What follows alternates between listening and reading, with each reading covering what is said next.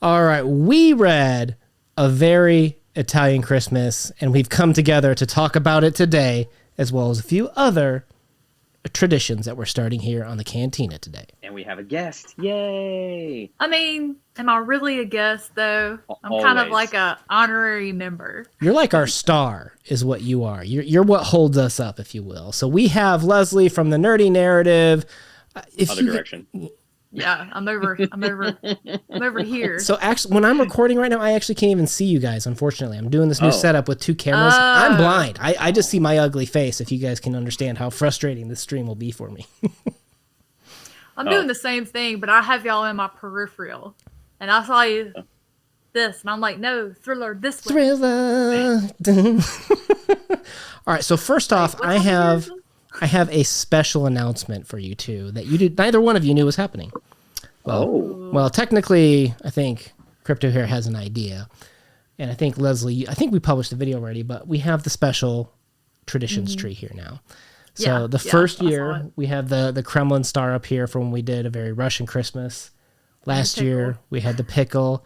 Now this year I have a new ornament for Italy that basically just says, cover up your face. There we go. Yeah. Aww. So cute. So much panettone, and I guess Tom will have to teach us how to say it. So little time. I want to know an update after Crypto's Christmas with the real pickle on the tree. Oh, yes. I will definitely be updating that. I'm going to hide, because we got another glass one. So there is another glass one. Yeah. My wife got another one. So we'll have that to hide. And I'm going to hide a real one, too, to see if anybody can find it. So we'll see. We'll see how long it hangs up there and rots. We'll smell it eventually. Yeah, they will. Or it'll rot so much it'll fall off, and her dog will eat it, because that dog of hers eats anything. Sounds like man. It's going to be hilarious either way. All right, guys. So hopefully all you have grabbed a drink, grabbed a snack. We're just going to have a real chill time, kind of hanging out, having a good time. While we're here to talk about this book, this is also kind of Christmas time for us. Christmas traditions, kicking it off here. And later on this week, we'll have a talk with Tom to talk about Italian traditions. So today, I thought I'd kick it off just with, did you guys know we're with the OG of Christmas this year? Like, Italian Christmas goes back to, I have in my notes, 380. That's old school Christmas right there, right? I'm sure it was very different. Probably not as many lights and festivities.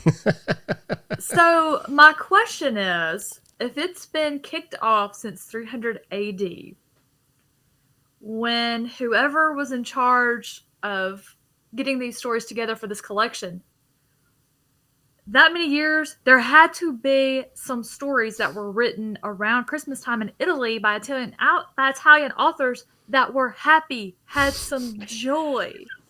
These were so depressing. I mean, I thought, you know what? I'm going to sit down. I'm just going to read all this all day, all the stories, and make my notes. I read 3 stories, and I had to stop. I was depressed. Well, that third one will make anyone stop. The one with the pig, Yeah, that hurt my feelings.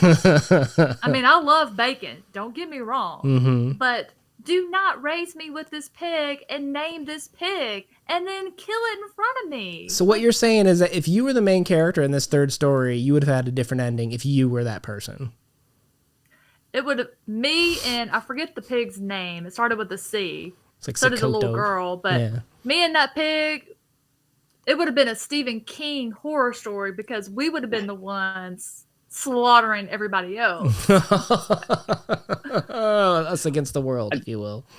I think Uno and I have talked about this before, that it really feels like that as like Americans, that we have this perception that Christmas is all about joy and laughter and family and presents and the lights, and the wintertime is a dark time, right? And you want to bring that joy, and that's kind of like the historical point of it.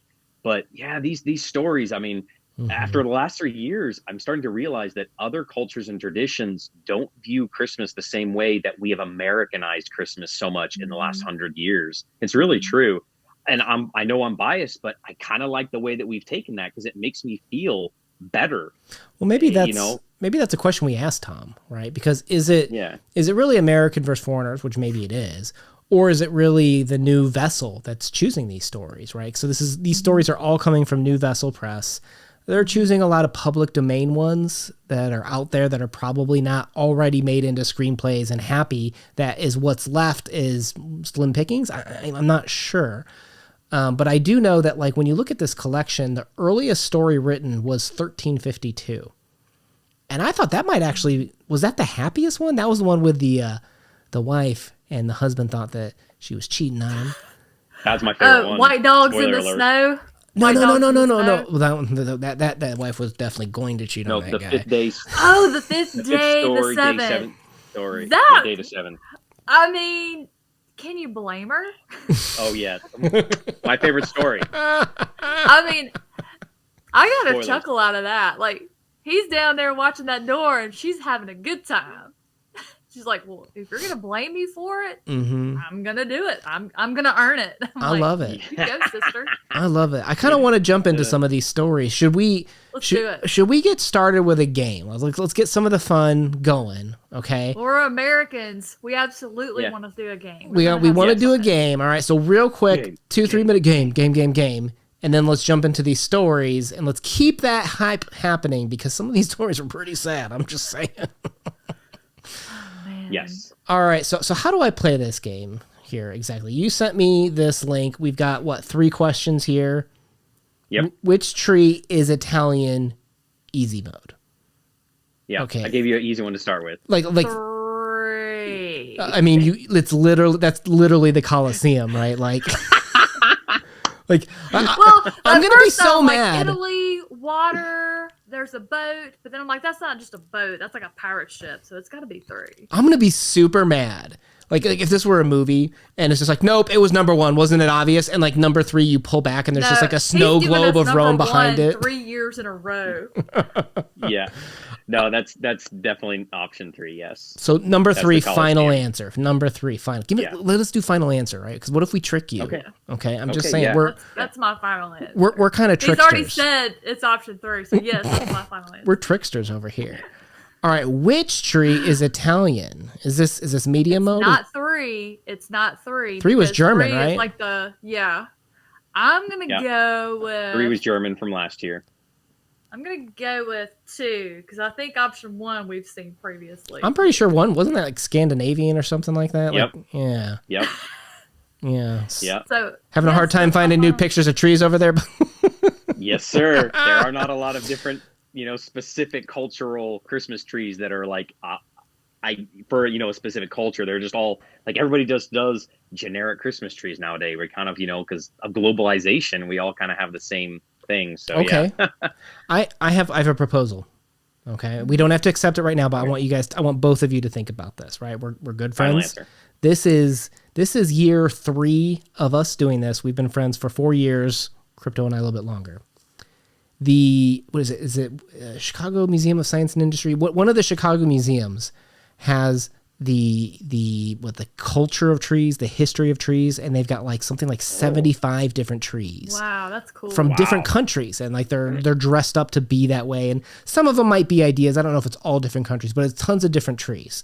So maybe if we can't find new pictures online of trees, We're gonna go to Chicago. maybe we consider meeting up on a weekend and go through the Chicago exhibit of trees, and that'll be our new exhibit of fun of going through those. That would can be take so pictures. fun. Yeah. We'll just live cool. stream and vlog and go Yeah. crazy. Yeah. Okay. So number 2, final answer. Do we get it right? Yes, sir. All Yes, ma'am. right. All right. Just What going- are you doing throwing freaking Christmas tree with spider ornaments on there? Yeah, that one's Like- new.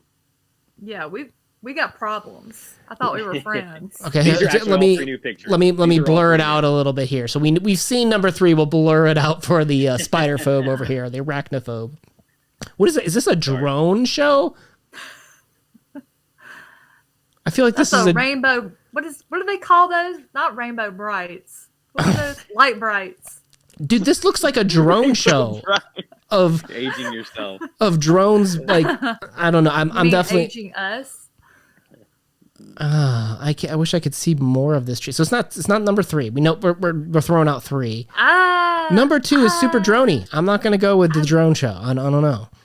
I feel like we've seen option 1 previously. I'm going with option 2. I think we got a split decision. I'm going with option 1. Leslie with option 2. Answer survey says. Brrr. Final answers? Final answer.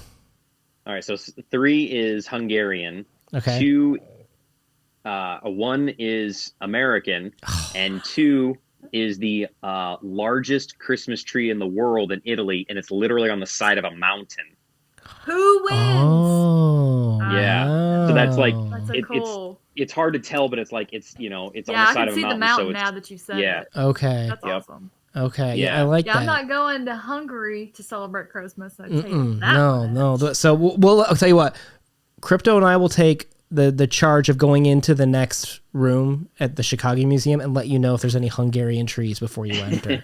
Yeah. We'll jump on that Pass one for on you. that. All right. Well, thank you for putting that together. I always have fun with that one. Let me.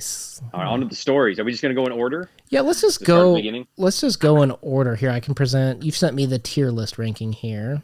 All right, so we've got the highest, best stories are for the Red Ryder BB gun category, and let's also preface this. This is in the context of this book, right? So we're not saying is this the S tier of stories. This is S tier for this Right, book, just this worst for book. this book, Yeah. right? So we've got boundaries for this.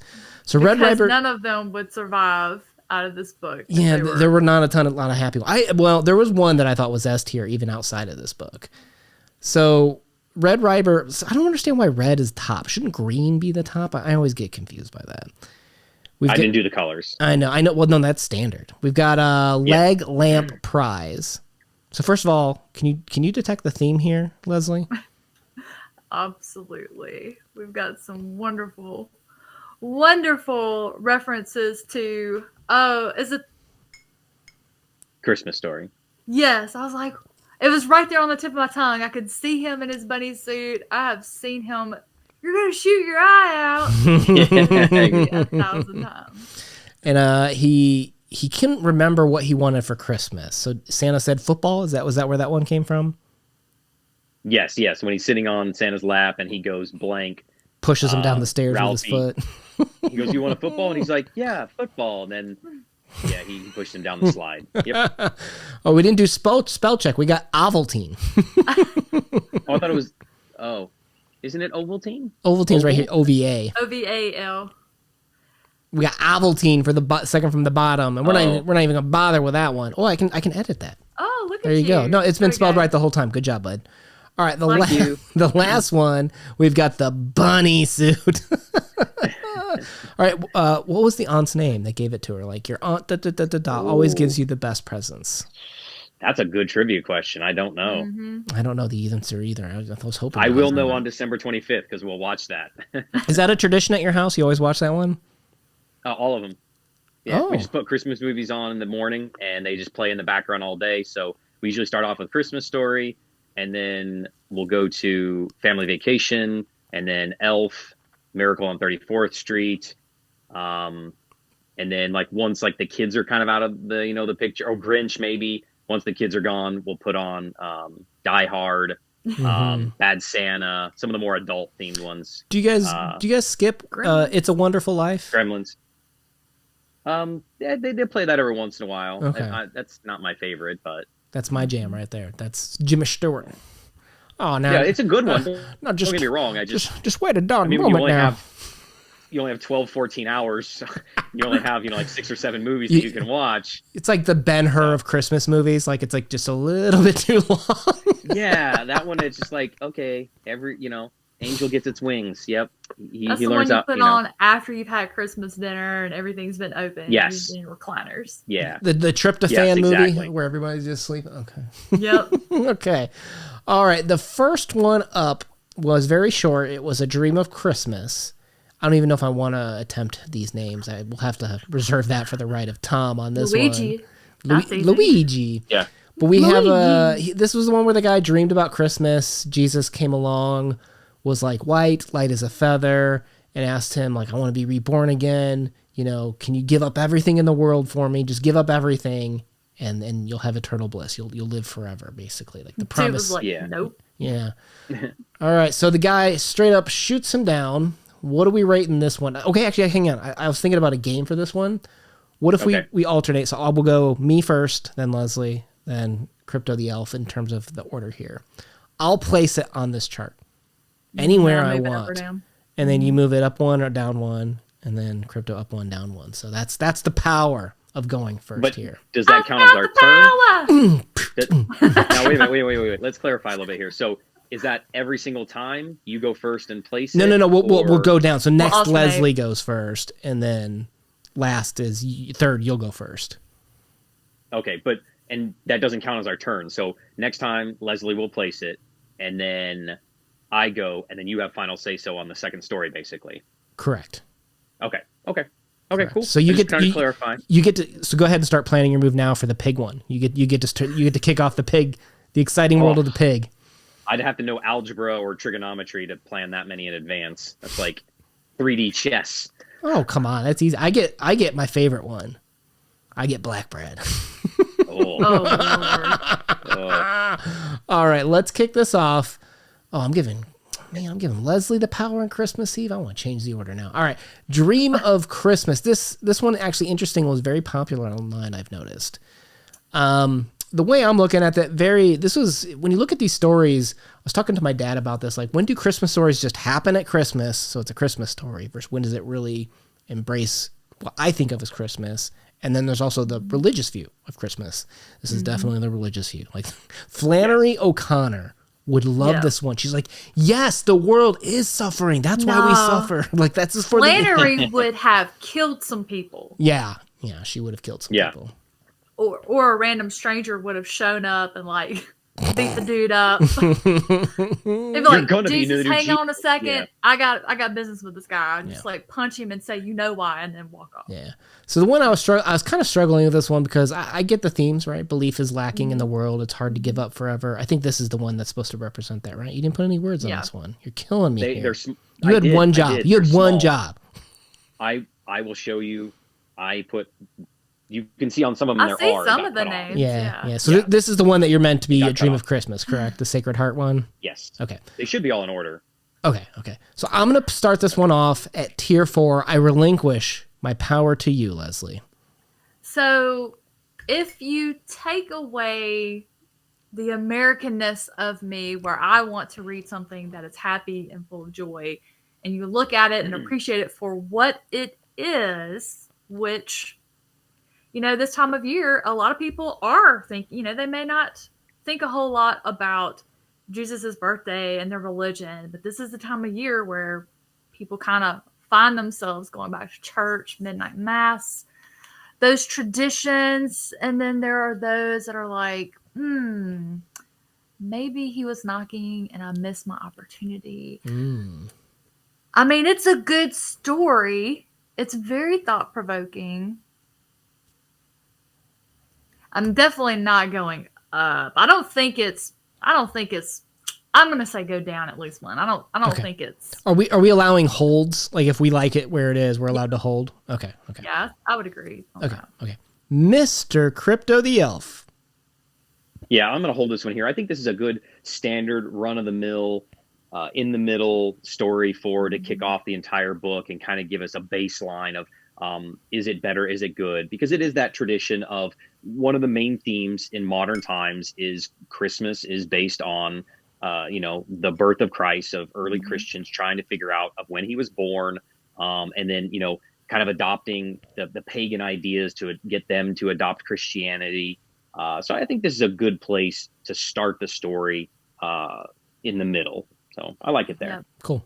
Do you want me to kick off? Like, I wrote down like a quick little theme / plot of each one. You want me to introduce I each did one? too. It doesn't matter. Okay. Well, hey, you're our guest. You are our guest of honor. You do Christmas Eve. Let's do this.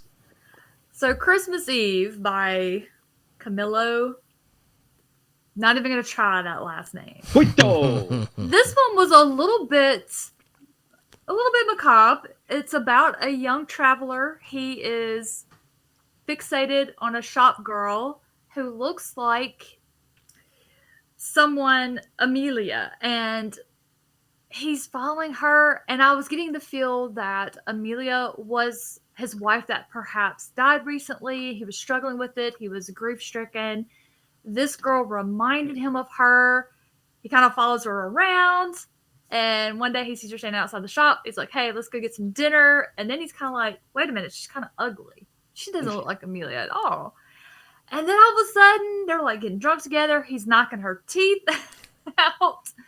And Amelia is his twin sister that died. And so I was like, well, that took a turn. It was entertaining. Again, if you're not looking for happiness, joy, togetherness, family of Christmas, if you just look at it as this is a story told at Christmas time, I mean, I was entertained. I wasn't expecting it, and I would definitely say this one was a little bit up. I would say it had a leg up on the other one, so I'd give it the leg lamp prize for sure. Oh, I see what you did there. Well played, Mademoiselle. All right, Crypto? Oh, totally leaving it there. I don't think it's the best of the best, but it's up there in the upper echelon. Yeah, it was good. It was entertaining. I like how much the guy was kind of a creep, but then at the end I realized his grief. And I can only imagine losing a sibling, but then, sibling that maybe you're that close to, that's a twin, good little twist there. And I liked how much I didn't like this character until the end. And then I started to sympathize with him. So I enjoyed the journey. Do you think he was like with his sister? Because at first, like in the story, I'm thinking, okay, this was his wife that died. But then I know twins share a little bit of a special bond. But I was like, as a twin, I don't know, but it definitely feels as a reader, from my perspective, I also had that feeling of like, wait a minute, at the end, if that's his twin, is there some type of inappropriate relationship? I don't know. I think there was. Mm-hmm. I think replaceability was a theme, right? Like, because we even had that with the tooth. Where replace this for money. That was so funny. It was great. That is the best. He was like, I was like, man, this dude likes some teeth. Yeah. Yeah. I was a huge fan of that. I loved the usage of darkness and light. Like I could see it as like one of those like Akira Kurosawa films where like you just have like the shadows around her and she recedes into it at the door. And then it's almost like a feast when they're eating, and all of a sudden now he's hungry because he's found, his version of happiness again. I could see the adaptation of this. I totally agreed though. Like at Christmas, I'm like, I don't know if it's that's not my go-to Christmas, but I loved this story. This would actually have been my S tier. Okay. That would have been my S tier. I was considering doing a single breakdown just for me. I love this one. So you're moving it up. I moved it up. We're red riding there. Okay. All right, so wow. So you're okay. It's all yours now. You're gonna have to tell me about this pig. Oh my God! So this story, at the top, right? It's got to be Red Ryder BB gun. It's about sacrifice, and I think that the gift of giving, the giving of life, and I feel like that this story embodies all of that. And I was so heartbroken at the end. That pig did not give his life. It was not taken. Willingly. Yeah, taken for sure. The body was willing. Yeah. It was crazy that the pig was more important than the child, and the child knew that, but was still willing to be subservient because the pig was a necessity for life. And I was so enthralled through this story, and then at the end, but the Wilbur, child did not know. This was not I think the child did.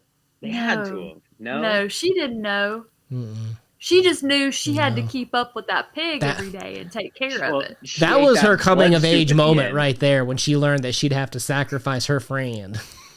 Well, I mean, she had no problem sucking down that blood soup at the end. No, she didn't. Warm. She didn't eat it. She didn't eat it. She refused it. I think they said that she didn't partake in the meal, but I mean, she wouldn't do it. Yeah. I wouldn't either. All right, where are we placing it? Where are we placing it? I'm putting it at the top. I love this S story. tier. Woo! Yeah. S tier.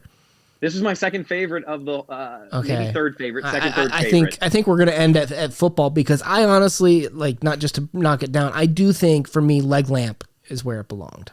And I know where Leslie's putting it. Where Leslie's gonna because do the punt. Do the punt. give me a pun. We're doing a punt with football, right? Come on.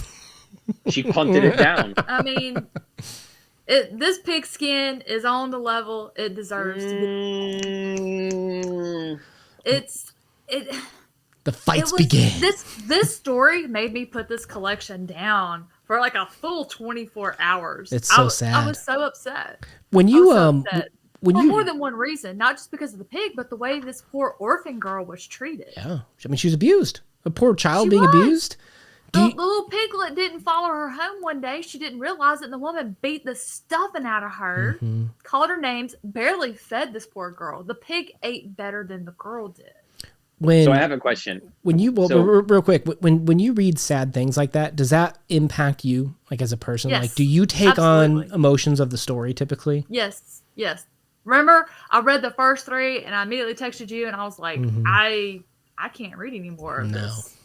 No. It's 3 is brutal. Those 3 stories in a row, while each individually has a good message behind it, written well.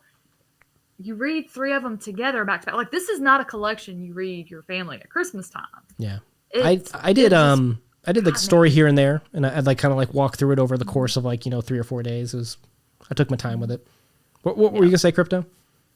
So I was just wondering, is the perception of like why you guys are knocking this down is because, again, it's not fitting the mold of a traditional Christmas story, or you just didn't like the story? You didn't think it was that good a story, or just because it's sad you're knocking it down? Because if it evoked that much emotion in you that you had to put the book down for 24 hours, that's the trait of a good story. That was all 3 of those. I read the first 3 stories in one sitting, and all 3 of them just piled up on me. Yeah. But we got one of them up in the S tier. And then you're saying this was so impactful that you had to put the book down for a day. I don't feel like it deserves to be down there in the football. Well, I like I said, I honestly gave it a 4, and I knew Leslie was going to drop it down because it could have had a little bit better development. Yeah, to me it was very like fable story. Like the whole story was designed for that twist. You know what I mean? There was some good usage of the color of red. Like if you guys didn't notice, there was red on the apron. Mother had red hair, carnation red lips.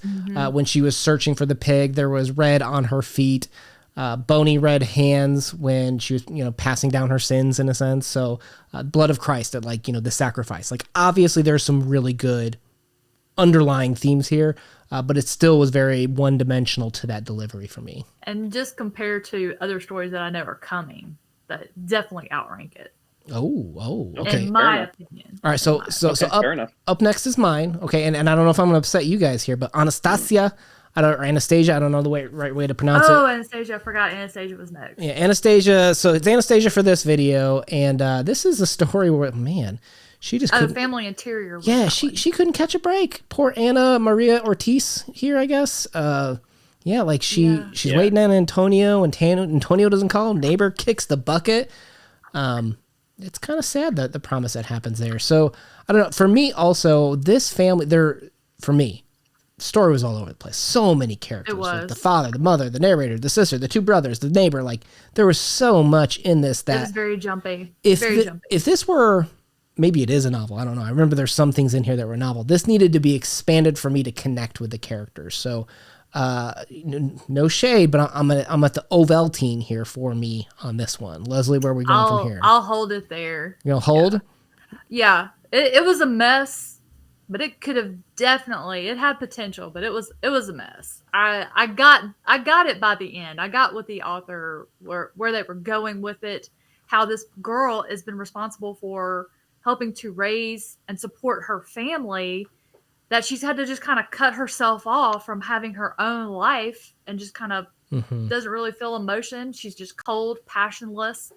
And she, at Christmas time, allowed herself a spark of hope. And then the neighbor kicks the bucket and just dashes it. And she's like returns to herself being cold and emotionless. And so, I mean, it had potential, but yeah, I say Ovaltine's where it belongs. And I'm normally into kind of some of like that existential and nihilism discussions of like, is there purpose to life? Is there design? But I don't know, just didn't connect for me. Mr. Crypto? Yeah, I'll leave it there. The story was scattered, and as you both pointed out, I also felt it was a little bit too long for a short story in a book like this. I think it was one of the longest in the book. It Mhm. just kept going and going. Yeah. And I'd be like, all right, I get it. She's a miserable person and she wants to be happy and she's going to be stuck in misery forever. And like you said, I think that if it had been expanded upon and this was 40 or 50 pages or even, a short book, then maybe I would have got more out of it because there would Yeah. have been more character development for her and the other side characters. And we would have had more empathy, more sympathy for them. But in this venue, yeah, it's scraping the bottom of the barrel. So let's leave it there. Some Ovaltine. Okay. I was wondering too, is it I don't care about her, or is it I don't care about the problem, but the position wasn't a societal Both. problem. It was, Yeah. just it couldn't connect with the character for me. So up next we have White Dogs. Was this the one? This is one of the more modern ones. 91, I right? love this one. Yeah. Yeah, this one. Yeah, because I was reading it and all of a sudden it's talking about having a Land Rover, and I'm like, wait a minute now. Mm-hmm. Yeah, I think this one was written in 91. Mhm. White Yeah, this is like Dogs the in most modern one, I Snow. think. I Right? think so. And was this is Yeah. also an excerpt from a book, I think, potentially? I really should have written that down, which one were the book excerpts, but I thought I might not would like this one because it starts out and this married man is thinking about this other woman. Mhm. Like, what was her name? Maria Bellini or somebody. We'll call her Maria. So he's just constantly thinking about this Maria person. I don't know that it ever said that he had cheated with this woman, but he's infatuated with her, even though he's married to a very pretty woman whose name starts with a Katerina. C. Katerina. Katerina. Yeah. Well, so then it's Christmas time. He's celebrating with his family, and this author that he happened to run into in Rome, who recognized him as an author, I think he had written one book, and they had kind of hit it off. This author calls him up. His last name starts with a P. Yeah, Marco. No, I'm just kidding. Marco Polidori. So Polidori's like, hey man, I'm at my little house over here. Why with my family? Why don't you bring your wife and come hang out? They do. All of this time, the main character is thinking about Maria.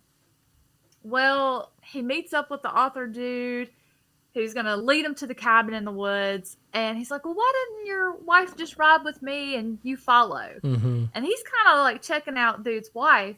This guy's jealous while the whole time he's thinking of some other woman. And it got a little funny to me. Okay. But I did enjoy the story. I thought it was humorous. I thought it had a good message at the end when the two authors were talking with one another. And I think the funniest thing about this story was Marco was telling the narrator that it's like, what was it? Authors should never put up with boredom. Whenever they've had enough, they should just shout enough and be done with it. I also thought it was clever when he was when the narrator was looking around Marco's house and he saw foreign phone books. And the guy was like, yeah, anytime, I need ideas for names, that's what I'll look in. I was like, dang, if I was an That's author. genius. Yeah. So I did enjoy this one a lot. I would definitely put it at the S tier. Oh, I think I really. It's kind of funny because I thought at first I'm like, this dude is either having an affair or he's plotting on one. He's thinking about this other woman. He has this nice wife. I mean, I'm like, and then his wife is the one that's like scoping this dude out, like plot twist. Look, she's like, bro, if you're gonna window shop, I'm gonna window shop. You're gonna take me to this man's mansion. I'm looking. But okay. the whole time he's like jealous, but then he's like looking at the bed that they're gonna be sleeping in, thinking about, man, I wish Maria was up in that bed right now. Yeah. Oh man. Like, This story, man. I'm telling you. All right, Crypto. Where are we going with this one? Yeah. I'm going to take it down one notch. Okay. I did love this story. I don't think it was the best of the book. I did love it. I loved how meta it was. And I almost felt like the author was like calling out authors on their own BS, they're, sleazy and that they are always thinking of something else. I mean, that's their imagination, their mind of what they're always, striving for. So I thought it was good. I don't know if it was the best of the best. it had some funny parts. I guess again, this one is kind of like again that idea of it's a Christmas story. It speaks to me in a way of like if you truly love your wife, you shouldn't be having those like impure thoughts. And as like a Christmas story, you're supposed to be true and loving to your family, I guess. So I guess if we kind of bring it back to that venue, that kind of got me a little bit. So you should be singing Christmas cheer for all to hear. All to hear. All right, so we're leaving it at 4 here. So I have I have the choice. So, oh man, you guys didn't make it easier for me because I put 4 or 5. And now you guys are both kind of split down there. Now I got to make this decision.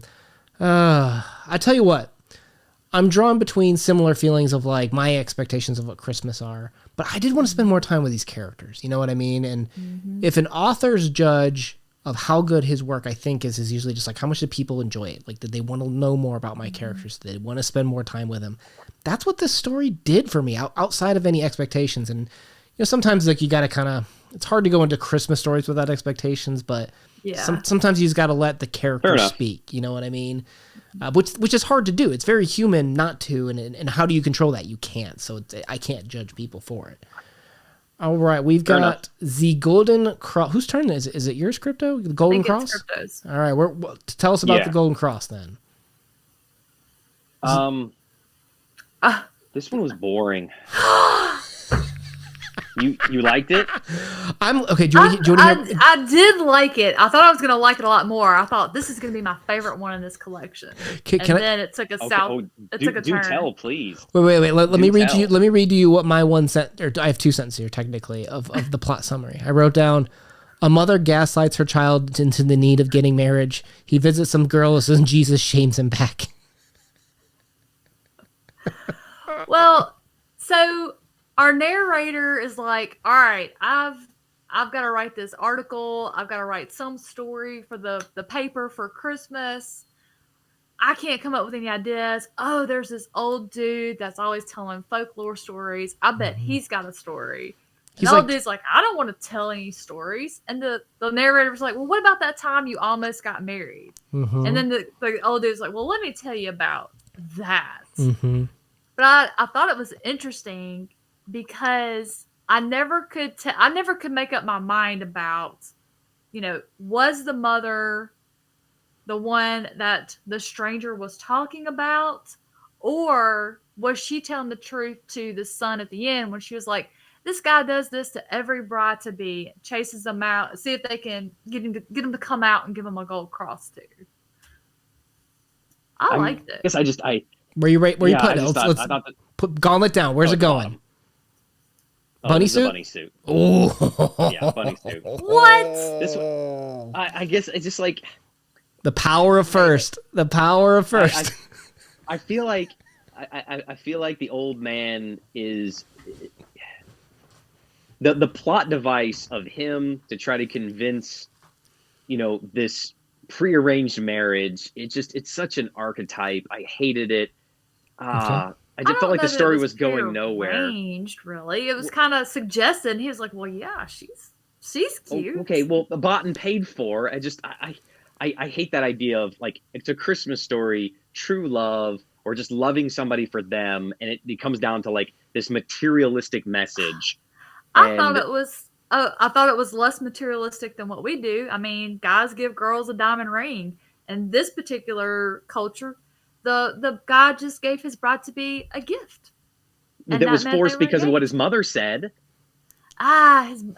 Everybody's mama gets up in their business. Oh yeah. Well, mama's mom. Ring, so. I tell you, mama's always up in my business. I'll tell you that. But I love her regardless. Right, where's mama gonna put this one? So, no, it's my turn. Don't skip me, bro. Don't skip me. That's why I said, where are you gonna put this? So I put this. So I have like ratings of just where I wanted them to end up, and I put this as tier 2 because, to me, what the feeling that I got is a lot of times when we talk about marriage is it's meant to be like a Christian view. The way I hear it described is it's meant to kind of symbolize your devotion to God, right? So after you die, you're supposed to be married to God, not your significant other anymore. And that's kind of what I took this story as, is that this is Jesus coming down and he's like, you will always love me being married is a symbol of being, in unity with God, essentially. So a little on the nose for me on that one personally in terms of how I read it. So I'm going with a 2 on that.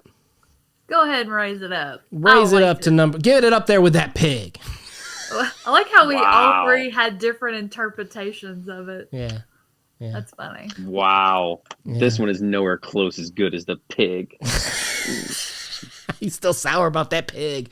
It was just interesting the way that he's just like, I will always be your true love. You will always be there for me. And that's the only way I can make sense of that one. All right, now I get the power. Ooh, yeah, I get this power for black bread. I've been waiting all week to put it here with no explanation. Bottom tier, no other explanation necessary. Leave it. Yeah, leave it. Rye bread is disgusting. This one, I think, is the longest story in the book. It's like 30 pages, and it's 29 pages too long. Like, what was the purpose? I mean, I felt like it was just ramblings. Well, it's 1882, right? Like, marriage is more of a contract back then. So okay, you have that. You have again the red with like the red-haired chick, but it irritated me to no end that the girl was almost like denigrated to redhead. Like we didn't even want to learn her name almost. Yeah. She only gets her name on certain times too. Yeah, did you notice that? It was inconsistent. I wonder. I felt like they called her redhead because she was poor. She had no dowry, and the little guy wanted to marry her anyway, which I was like, well, that's sweet. But then they didn't really seem to like each other much after they got married. I did look up a little bit, and I guess that red hair was a negative view aesthetically in Italy in certain time periods. Oh, wow. So, I mean, like that there is some historical significance, I guess, to that. I mean, there's prejudice for the way people look and, throughout all of history of all the cultures. But but I felt there was no consistency of like why she's being denigrated because she has the red hair, or like the story itself should have been like anytime she got her name, it was because some specific person said it, but it wasn't that way. It was just like the husband himself. Sometimes he used her name. Sometimes he called her redhead. Sometimes it seemed like when she was talking about herself, she called herself redhead. I'm like, but other than that, it made no sense. We're like talking about redhead and Santo, and then all of a sudden we're talking about redhead and Santo's sister fighting, and then all of a sudden we're talking about the frog dude that comes and sings under the window. Good old Pino. And then, then it gets a little spicy because Lucia kind of gets a little bit of a crush on him, and they're like, oh, don't get a man that stands in the water all day, get a man that works on the land. Yeah. And then he goes and shacks up with the rich widow, but then he tells Lucia, oh, but I really like you. And then she's like, be gone from me. And then the lame rich widow finds out. She kicks him out. And then all of a sudden, Lucia's going to work for this rich dude who's handsy, knocks her up. And then it's like, the story of the end. The mother dies. It's over. Yeah. I'm like, what the? I was like, thank God, finally. I'm like, yeah. But you know who would love was a slog. You know who would love this story though? Nobody. And this person was alive in 1882, I think. Dostoevsky. Tolstoy. Right, the idea. I was about to say Tolstoy. He would. The idea of hard work, the idea of working the land, no free idle bread. Like I think he would have liked this story. Yeah, all right, let's move on to the oldest and I thought funniest story of the lot, the 5th story day.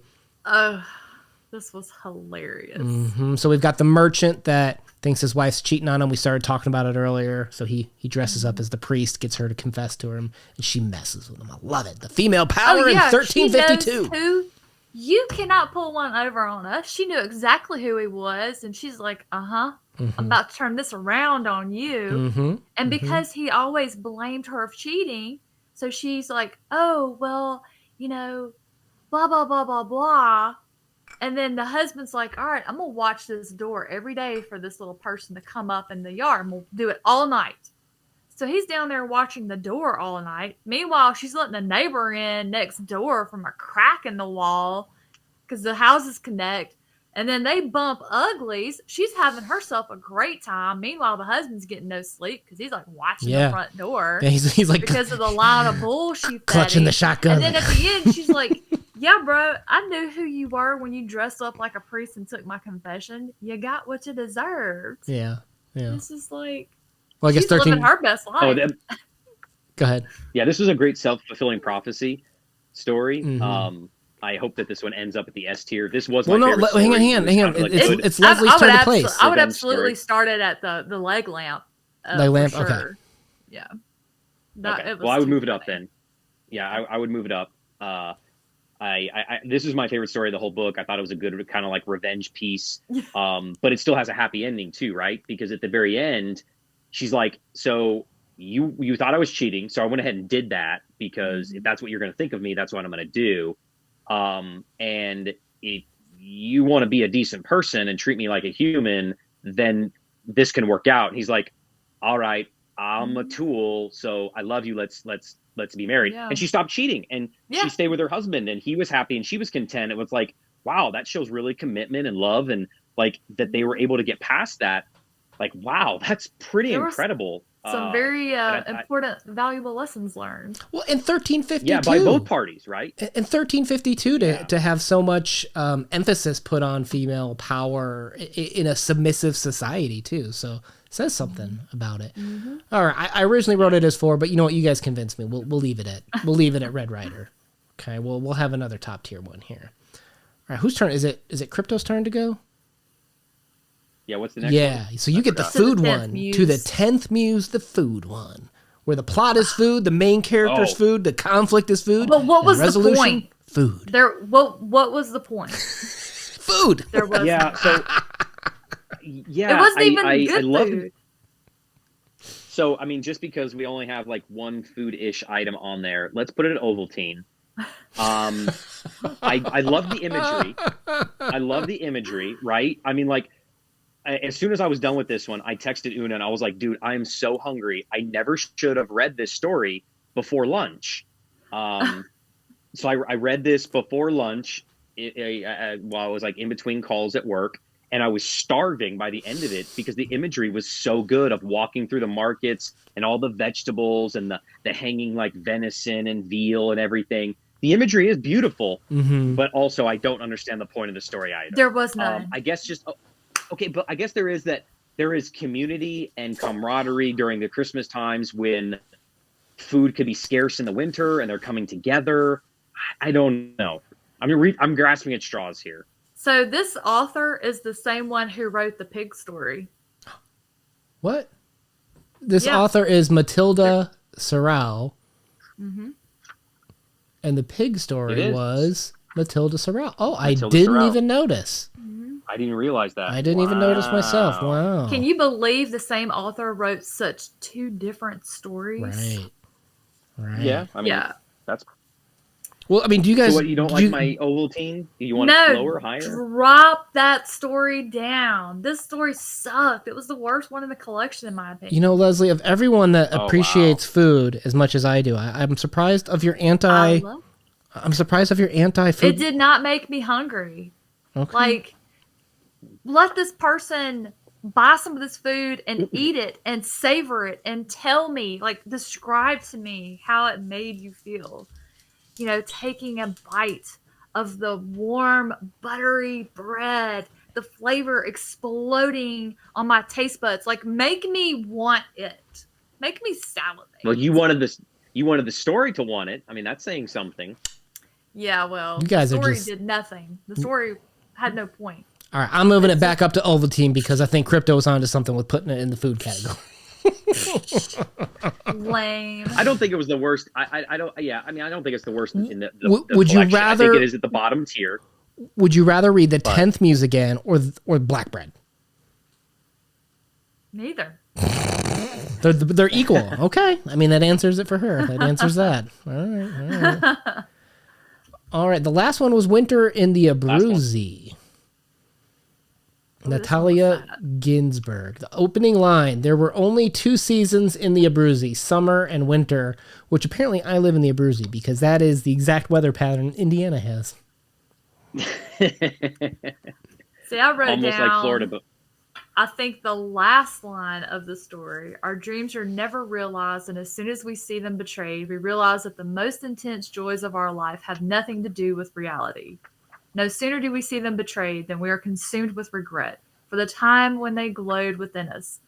And in this succession of hopes and regrets, our life slips by. Like, if that's like Edgar Allan Poe level right there. Just sadness, regret, But the story was despair. funny too. Like, remember when the girls were, or like the little kids were like walking in the snow, and they had the quote, "What sin hath the poor creatures committed?" I was laughing. I did not find this one funny at all. You didn't This think it one was was funny? sad to me. Oh, I was laughing.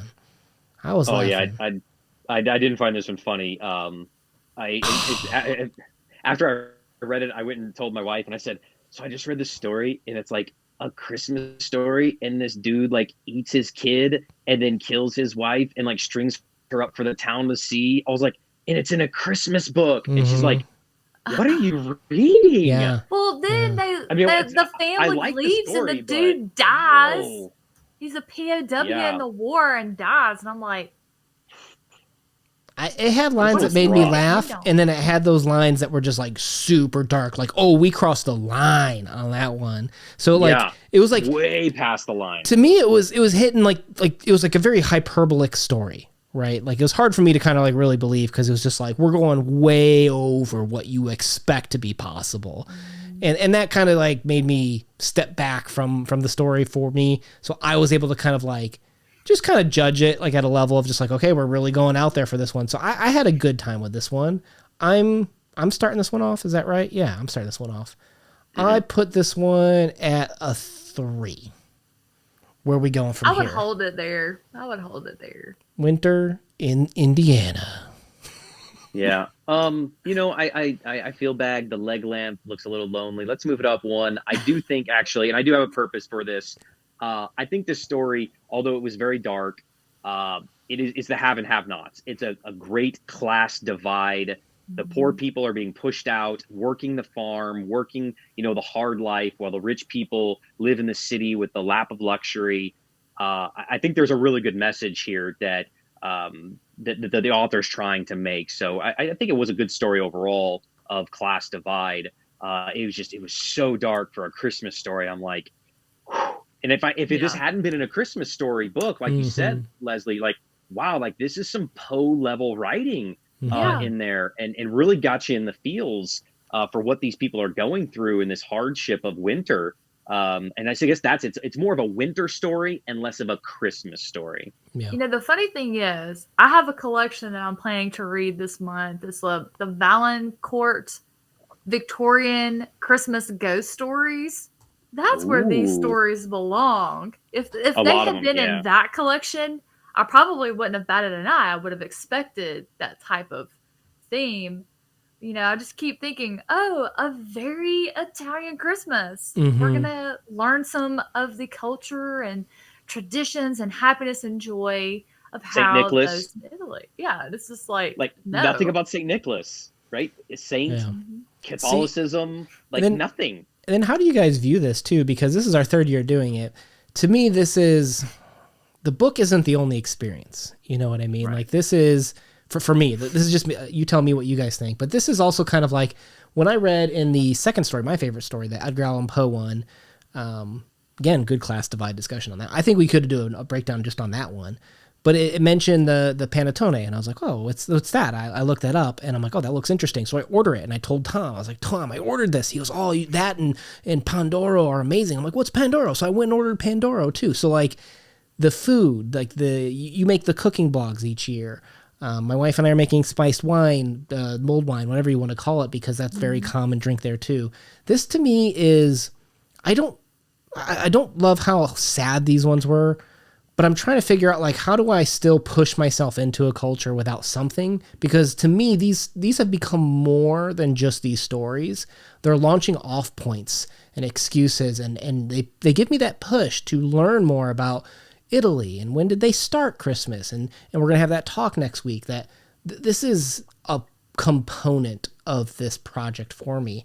I'm kind of curious, how do you guys view this? Like, what has been your level of interest with looking at different foods or drinks or parts of the culture, like in terms of research? Like, where does this fit in your world of how you think you want to learn about Italian Christmases?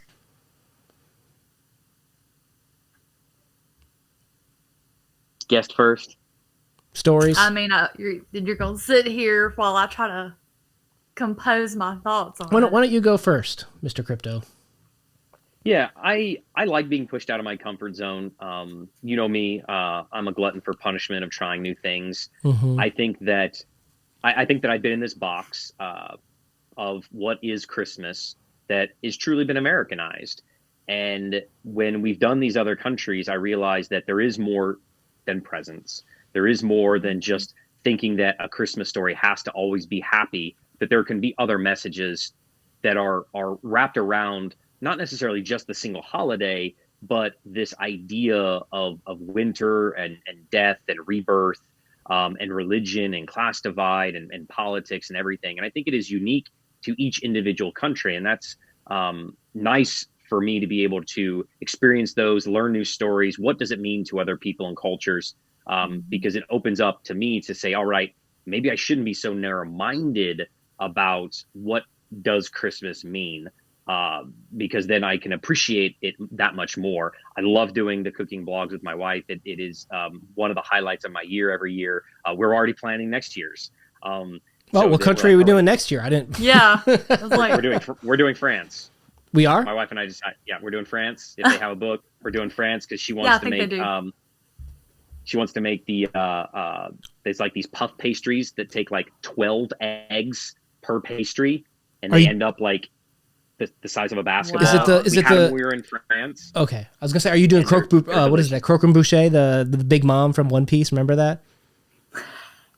No, I don't know that. Leslie knows. Yes, her favorite. Croque Boucher or something like that. But yeah, it's some types of French puff pastry thing. We had them when we were there, and they come in different flavors of like vanilla, chocolate, pistachio, and like I look forward to reading some stories and doing the cooking blog with my wife. So it's creating these new traditions. I like making little games and hanging out with you guys, and it's adding more to my already established movies and presents and trees and decorating and songs. I'm getting more of that, and to have those new experiences as a 40-year-old, that's amazing. Because I didn't think I would ever get new Christmas experiences like I did when I was, 11 years old and got my Super Nintendo. But I'm getting those, and that's something that this is doing for me that I didn't think was possible. So I love it. Let me ask. Yeah, that's definitely the top reason. I never thought about it. I think I always assumed that everybody kind of did Christmas the same way. Mm-hmm. The favorite part is doing this with you two, but then my second favorite part is that we've traditionally been able to find another booktubing friend from one of these countries to come on and talk to us and just share traditions from when they grew up and how it works and just some of the fun things that country does to celebrate. That is my favorite because I can research it online and I'm just going to get an emotionless read sometimes. Mm-hmm. But then when we're able to bring somebody on from that country, personalizes it. That's where I get my warm fuzzy that matches with the Christmas season. Good. So we need but to. Yeah, it's not the stories in these books. No. But they're fun to talk about with each other. No. But the book to me is kind of like this launching off point, right? Mm-hmm. Like it's kind of like it's the reason why we're able to, I feel like, to pull a lot of these together. I don't know if I'd be able to pull this together without it. So here's our next challenge is what are the questions we need to make sure we're hitting up with Tom with later this week? Because I know one of them is, dude, what's with the food? Bro. What's with the stories? Like, are there any happy ones? Like, well, is it New Vessel Press? Like, they're the ones that are selecting these. They're the ones that are probably. collecting them. I'm sure they have something to do with it, and then just what they're allowed to use. So if Tom tells me that there's tons of happy Italian stories, we're marching to New Vessel, and we're gonna help him with the next year's. We're writing some letters. Letters to Vessel. Yeah, I Bring think that some joy. I mean, that's another thing too, is like, so this book has introduced us to some Italian authors, and, you know, that may be a launching point to wanting to read other things of theirs. It also has brought us the idea of, is this how all Italian Christmas stories are? So that Hmm. pushes us into more research, asking more questions, creating a dialogue, which is great. And if they are all like this, then why are they all like this? That's a Hmm. great question that we can Hmm. ask ourselves and try to answer. And if they're not, then there's another good question. Why did they pick the, you know, strangest, saddest, food driven, diabolical, and some of this Red. felt like red. I mean, and I don't know if you want me to say this, you can edit it out, but like some of this felt very erotic. Like there's some parts I'm like, what? This is like this is not this is Well, they like are overrated R. Italian. They And they see, I didn't are know that. very Yeah, but like I didn't know that. Like, is that a standard or is this a stereotype that's being invoked here? So I think that yeah, I think this without this book it'd be hard to pull together, but it good or bad, it brings us together, and I think that is the ultimate point. Okay. Okay. Well, start thinking about your questions and let's tune in Friday to talk with Tom and find out what is with Italian food. This has been our launching off point for a very Italian Christmas. Thank you for spending time with us today, guys. And again, if you are not subscribed to Leslie, you are missing out on some amazing content. Make sure you head over to the Nerdy Narrative, and make that happen. All right. Peace out, guys. Merry Christmas. ho ho ho.